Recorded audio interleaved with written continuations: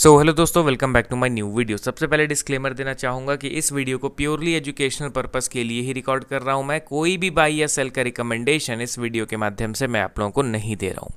जैसा कि आपको पता है कि संडे को मैं कमेंट सेक्शन से स्टॉक्स को शॉर्टलिस्ट करता हूँ, तो उसी की तरह आज इस वीडियो में मैं कमेंट सेक्शन से कुछ ऐसे स्टॉक्स को कवर कर रहा हूँ जो एक ट्रेंड को बदलने की कोशिश कर रहे हैं। थोड़ा सा हमें अलर्ट रहना है, अवेयर रहना है एंड इनके प्राइस बिहेवियर को थोड़ा सा डीपली ऑब्जर्व करने की ज़रूरत है। देखिए, मैटर नहीं करता ये स्टॉक्स आपके पोर्टफोलियो में हैं या नहीं, बट जिस तरीके का प्राइस एक्शन बन रहा है, अगर इन प्राइस एक्शन को आप सही तरीके से ऑब्जर्व करना सीख जाओगे ना, तो मोस्ट प्रोबेबली अधिकतर केसेस में आप ट्रैप होने से बच जाओगे। ठीक है, तो चलिए डिटेल्ड वे में हम लोग कवर करते हैं। पहला स्टॉक हमारे लिस्ट में आपके सामने है TARIL। इसका पूरा नाम आप यहाँ पे देख सकते हो, transformers and rectifiers India limited. Last trading session में 5.7% का करेक्शन 337 के लेवल पे करेंटली ट्रेड कर रहा है। अब देखिए दोस्तों, कई लोगों के पोर्टफोलियो में ये स्टॉक ऑलरेडी एडेड है, क्योंकि ये स्टॉक एक समय पे काफ़ी ज़्यादा ट्रेंड में रहता था। अभी इसका मार्केट कैप 10,000 करोड़ का है एंड अगर आप इनके वैल्यूएशन के ग्राफ को देखोगे तो आपको पता चलेगा कि काफ़ी ज़्यादा अंडर वैल्यूड, स्पेशली पिछले 2 साल में इनका जो अर्निंग है ना, वो बहुत तेज़ रफ्तार में बढ़ा है। आप यहाँ पे देख सकते हो किस हिसाब से वैल्यूएशन में स्पाइक आया था।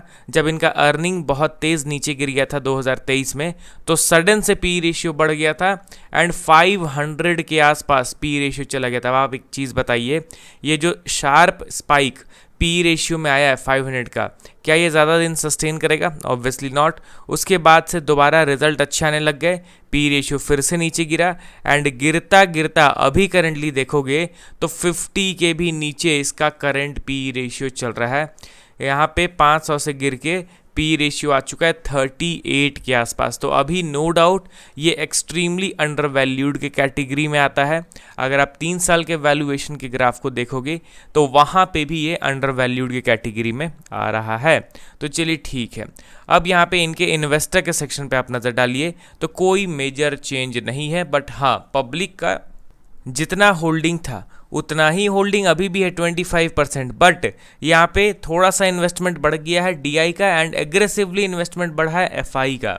यहाँ पे प्रोमोटर का स्टेक जो है 75% से गिर के 64% हो गया एंड ये जो स्टेक इन्होंने ट्रिम करा है इसको खरीदा गया है FI एंड DI के द्वारा। FI का होल्डिंग 0% से बढ़ के 8.3%, DI का होल्डिंग 0% से बढ़ के 1.7%। तो ये लिटिल बिट पॉजिटिव अपडेट है कि जो बड़े इन्वेस्टर्स हैं उनका इन्वेस्टमेंट थोड़ा सा बढ़ रहा है यहाँ पे। अब चलिए डायरेक्टली इनके टेक्निकल पार्ट को हम लोग कवर करते हैं। तो यहाँ पे इसके चार्ट को मैंने ओपन कर लिया है। आपको यहाँ पे क्लियर कट दिखेगा कि ये स्टॉक का ऑल टाइम हाई था एंड इस ऑल टाइम हाई से स्टॉक में डिसेंट करेक्शन हुआ। अब करेक्शन होने के बाद हम लोग का तो गोल्डन थंब रूल कि वो स्टॉक को कंसोलिडेट करना ज़रूरी है। यहाँ पे अगर आप देखोगे तो अप्रॉक्स 9 to 10 मंथ स्टॉक का स्ट्रॉन्ग कंसोलिडेशन हुआ। 2 वीक पहले स्टॉक ब्रेकआउट भी दिया, बट ब्रेकआउट वाला जो कैंडल स्टिक है वो कुछ खास इंप्रेसिव नहीं था। यहाँ पे देख रहे हो ना, एक ऊपर में शेडो बन गया, वीक बन गया एंड हम लोग का रिक्वायरमेंट क्या रहता है कि एक स्ट्रॉन्ग ग्रीन कैंडल, इस तरीके का ग्रीन कैंडल स्टिक बने जिसका क्लोजिंग बहुत अच्छा होना चाहिए। यहाँ पे क्लोजिंग अच्छा नहीं था। उसके अगले वीक यहाँ पे रेड कैंडल बन गया एंड प्रीवियस वीक देखोगे तो ऊपर से जाके अल्टीमेटली नीचे गिर के क्लोज हुआ है। मतलब कि समहाउ यहाँ पे एक ग्रेवस्टोन डोजी बन गया प्रीवियस वीक, यानी कि पिछले वीक भी एक अच्छा बुलिश क्लोजिंग नहीं मिला। ध्यान रखिए, ये बार बार ऊपर जाने का कोशिश कर रहा है, मतलब चांसेस आर प्रीटी हाई कि शायद से सक्सेसफुल ब्रेकआउट आने वाले कुछ वीक्स के अंदर में ये दे दे। तो इस स्टॉक को फोकस में रखिए, अपने रडार पर रखिए। अपने ब्रेकआउट के लेवल पे ट्रेड कर रहा है, एक स्ट्रॉन्ग बुलिश क्लोजिंग वो बता देगा कि नहीं भाई, अब ये स्टॉक अपने दिशा को बदल चुका है। तो थोड़ा सा इस पर फोकस कीजिए। अब हम लोग बढ़ते हैं अगले स्टॉक की ओर। हमारे लिस्ट में आपके सामने है कल्याण ज्वेलर्स लिमिटेड। अब इस स्टॉक को अगर आप ध्यान से देखोगे तो ये अभी करेंटली 382 के लेवल पे ट्रेड कर रहा है। 1.5% का करेक्शन पिछले दिन हुआ है।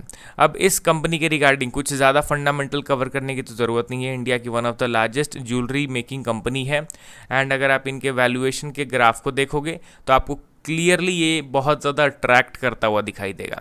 एक टाइम पे 130 के पास पी रेशियो था। ऑब्वियसली करेक्शन तो होना ही था, हम लोग भी इंटरेस्टेड नहीं थे उस पर्टिकुलर केस में, एंड वहाँ पे आप देखिए 130 से गिरता हुआ पी रेशियो अभी कहाँ पे आ गया है, करंट पी रेशियो आ गया है 28 के आसपास। तो ऑब्वियसली इसको तो अंडर वैल्यूड कंसीडर करना ही पड़ेगा।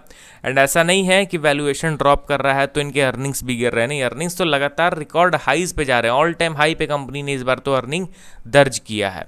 एंड अगर आप इनके इन्वेस्टर के सेक्शन पे नज़र डालोगे तो कोई वैसा मेजर चेंज हम लोग को इनके शेयर होल्डिंग पैटर्न में नहीं दिख रहा है, जैसा पैटर्न पहले था उसी तरीके का समहाउ अभी भी सिमिलरली दिख रहा है। अब चलिए डायरेक्टली इनके टेक्निकल पार्ट को हम लोग कवर करते हैं। तो यहाँ पे कल्याण ज्वेलर्स के चार्ट को आप देखोगे तो आपको पता चलेगा कि एक इम्पॉर्टेंट सपोर्ट हम लोगों ने ड्रॉ करा था। उम्मीद नहीं था कि इस सपोर्ट का ब्रेकडाउन होगा, बट इस सपोर्ट को स्टॉक ने ब्रेकडाउन किया एंड अब ये सपोर्ट के नीचे ट्रेड कर रहा है। ध्यान दीजिए, भले ही ये ट्रेड कर रहा है, कंसोलिडेट कर रहा है, बट अपने मेजर सपोर्ट लेवल को ब्रेकडाउन करके नीचे की ओर ये तोड़ रहा है। तो ये भी आपको ध्यान देने की ज़रूरत है कि स्टॉक में अब एक और सेलिंग आ सकता है, ठीक है। तो इसीलिए यहाँ पे थोड़ा सा अलर्ट रहेंगे। अगर इन केस जिस सपोर्ट को इसने ब्रेक डाउन करा है उस सपोर्ट का अगर ये ब्रेकआउट कर दे तब होपफुली एक पॉसिबल बुलिश चांसेस बन सकते हैं, बट अभी के लिए थोड़ा सा कल्याण ज्वेलर्स को मैं साइड रख रहा हूँ क्योंकि इसमें प्राइस एक्शन कुछ खास मुझे अट्रैक्ट नहीं कर रहा है। अगला और लास्ट स्टॉक हमारे लिस्ट में आपके सामने है BHEL यानी कि भारत हेवी इलेक्ट्रिकल्स लिमिटेड भेल। लास्ट ट्रेडिंग सेशन में अप्रॉक्स 4.5% का गिरावट 384 के लेवल पे इसने क्लोजिंग दे दिया है।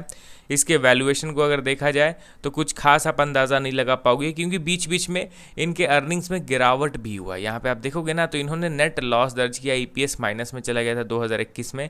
तो लॉन्ग टर्म वैल्यूएशन ग्राफ यहाँ पे नहीं पता चलेगा। अगर EPS नीचे माइनस चला गया तो वैल्यूएशन का ग्राफ उतने अच्छे तरीके से आप नहीं पकड़ पाओगे। तो इसीलिए बस हाँ, इसके आप ट्रैक रिकॉर्ड को चेक कर सकते हो कि हाँ भाई एक टाइम पे 400 पी रेशियो चला गया था अगस्त 2024 के आसपास, एंड अभी वो 400 से पी रेशियो आ चुका है 83 के आसपास, ठीक है। इन्वेस्टर के सेक्शन पे ध्यान देंगे तो कोई वैसा मेजर चेंज नहीं, कंपनी के बारे में फर्दर कुछ खास बताने की तो ज़रूरत है नहीं, सभी लोगों को पता है PSU कंपनी है, फंडामेंटली स्ट्रांग है। यहाँ पे इसके टेक्निकल चार्ट को अगर मैं आपको दिखाऊं तो आपको पता चलेगा कि स्ट्रांग बाइंग मोमेंटम के बाद यहाँ पे टॉप लेवल पे समहाउ एक M पैटर्न बनने की कोशिश की जा रही है। यहाँ पे देखोगे तो कंटिन्यूस बाइंग हुआ है फ्रॉम 225 लेवल, 225 से बढ़ता हुआ डायरेक्टली 425 पे रुकता है। वहाँ पे अब एक वीकनेस वाला प्राइस एक्शन बन रहा है। तो ध्यान दीजिए यहाँ पे इस पर्टिकुलर स्टॉक को, ये अगर नेकलाइन ब्रेकडाउन हो जाता है तो फिर ये M पैटर्न एक्टिवेट हो जाएगा, उसके बाद फिर तो अच्छा खासा करेक्शन होगा। तो भेल के स्टॉक में थोड़ा सा अलर्ट रह के हम लोग को देखने की ज़रूरत है। तो चलिए अब हम लोग बढ़ते हैं अगले स्टॉक्स की ओर, अगले वीडियो में कुछ स्टॉक्स को कवर करते हुए। Okay then, bye bye.